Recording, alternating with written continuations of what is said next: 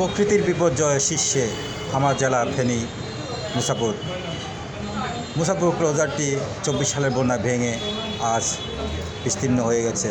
যে অংশটি আমরা এখন দাঁড়িয়ে ভিডিও করছি, আগামী সপ্তাহ হয়তো আগামী মাসে এটি আর থাকবে না, বিলুপ্ত হয়ে যাচ্ছে নারকেল জিঞ্জিরা বাগান।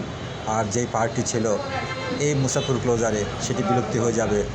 আমরা এখন এই উপস্থাপন করছি, এখন কথা বলবো এখানকার স্থানীয়, যিনি দীর্ঘ 30 থেকে 35 বছর এখানে বসবাস করেন, আর সেটি বিলুপ্তি হয়ে যাওয়াতে ওনার আফসোসের কথা আমি তুলে ধরছি আপনাদের সামনে। পাশে থাকুন। সবাই উপস্থিত, আসসালামু আলাইকুম রহমতুল্লাহ। মুসাপুর ক্লোজারের আজকে প্রায় ভাঙনের শেষ অংশে আমরা অবস্থান করছি। এখানকার স্থানীয় এক ভাইয়ের সাথে আমরা কথা বলবো, যিনি কিনা এখানে কত বছর ধরে দোকান তৈরি করছেন। আঙ্গো বয়স ইয়ে চলে গেছে, ইয়ে আছে যেমন 30 বছর হচ্ছে। 30 বছর এখানে আছেন। এইখানে আঙ্গো ভাই আপনার পরিবার কি আশেপাশে থাকে? এই আঙ্গো তো ভাই দোকান তুলছি। ভাই তো এই পাশে ভাঙ্গি গেছে, আঙ্গো ভাই তো আমরা তো বাড়িঘর ভেঙে গেছে। বাইকের ভাঙ্গি গেছে, আঙ্গো বাইকের তো সুইচের 3 দিন হয়ে গেছে। ওই সুইচ গেট যাওয়া 3 দিন দিয়ে ভেঙে গেছে। 3 দিন হয়ে গেছে। এখন কোথায় থাকেন আপনি? এই এখন বেল লোক রাস্তা লাগানো চলতে দেখি। এখন যে জায়গা দিয়ে আছে এটাও কি ভেঙে যাবে বলে কি মনে করেন? এটা ভেঙে যাবে, আরে মুড়ি এটা থাকবে না। এটা মানে কয়দিন থাকতে পারে যে অবস্থা এই দেখতেছি? জানা উনির কানারি 10-12 দিন আছে। আর পূর্ণিমা নিয়ে হচ্ছে কি পূর্ণিমা পূর্ণিমা মানে যে কয়দিন আছে এই কয়দিনের মাঝে এটা বিলীন হয়ে যাবে। হ্যাঁ ভাই বিলিয়ে যাবে। ভাঙ্গি এদিকটা ইয়ে হয়ে যাবে। এখানে একটা বেড়িবাঁধ ছিল, বেড়িবাঁধ তো আছে, বেড়িবাঁধ থেকে চলে যেতে পারে এটা আল্লাহ যদি টাকা থাকবো আল্লাহর চলে যাবে। এই অবস্থা না? এই বলক আমরা জানি, এই বলক বিলিয়ে বলক এটা আমরা তো আগে দেখলাম যে এদিক দিয়ে করে আমরা যেতে পারতাম, ওদিক দিয়ে করে আমরা ওই পার্কটা ঘুরে ওদিকে যেতে পারতাম। একদিন হ্যাঁ। এখন তো আর ওটা নেই। এই আমরা কোন ইঞ্জিন থাকবো, ইঞ্জিন বলক বিলিয়ে বলক মনে হয় জি ব্লক, হ্যাঁ ওই জন ব্লক সব চলে গেছে অলরেডি। ওই যাবে এই বলক দেখো সব চলে গেছে সব। মানে এদিক দিয়ে এই তাল গাছটা এগুলা ভেঙে গেলে এই এগুলা গল্প দিলে বলে ভাই যা ধরলাম এই যে নারকেল যে দিরা যেটা নারকেল দিলে সব হয়ে যাবে, ওটা ভেঙে যাবে, ভেঙে যাবে, কিছুই থাকবে না। কিছু থাকবে না। এখন বাংলাদেশ সরকারের কাছে আপনি কিছু আহ্বান করবেন? না আমার বাংলা সরকারকে এটা কি করবো নি, আহ্বান করি আর কি আপনাদের গরিব দুঃখের পাশে দাঁড়াবে না বাংলাদেশ সরকার?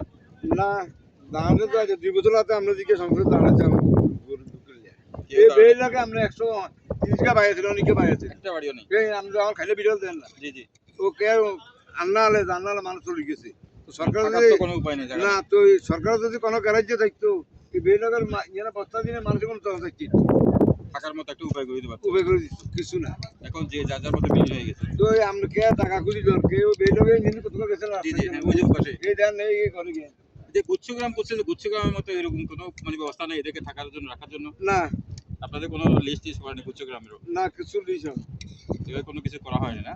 এলাতে আঙ্গ তো আমরা 50 নাম নিছে জি। ভাই এই বারবার নাম নিচ্ছে, কোনো কিছু হচ্ছে না, না, বারবার নাম কিছু- নিচ্ছে, লিস্ট দিচ্ছে শুধু। লিস্ট নিছে নাম নিছে। ওই যে আর কই ইয়া আছে ক্যামেরা আর কই আমরা গাছ হন না, তা আর কই আমরা গাছ হন না কোন না কোন কিচম করুলা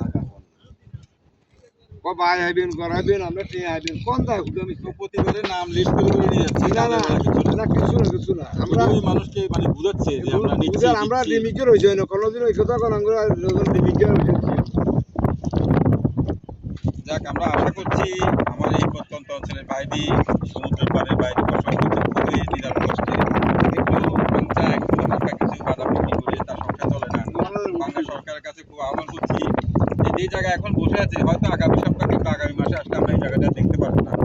সরকারের কাছে বিদ্যুৎ আহ্বান, এই জায়গাগুলো এই এলাকার মানুষগুলোর জন্য অন্তত মুসাপুর ক্লোজারটি পুনর্নির্মাণ অত্যন্ত আবশ্যক, অত্যন্ত গুরুত্বপূর্ণ, বিশেষ করে ফেনী জেলার জন্য, ফেনী জেলার মানুষের জন্য।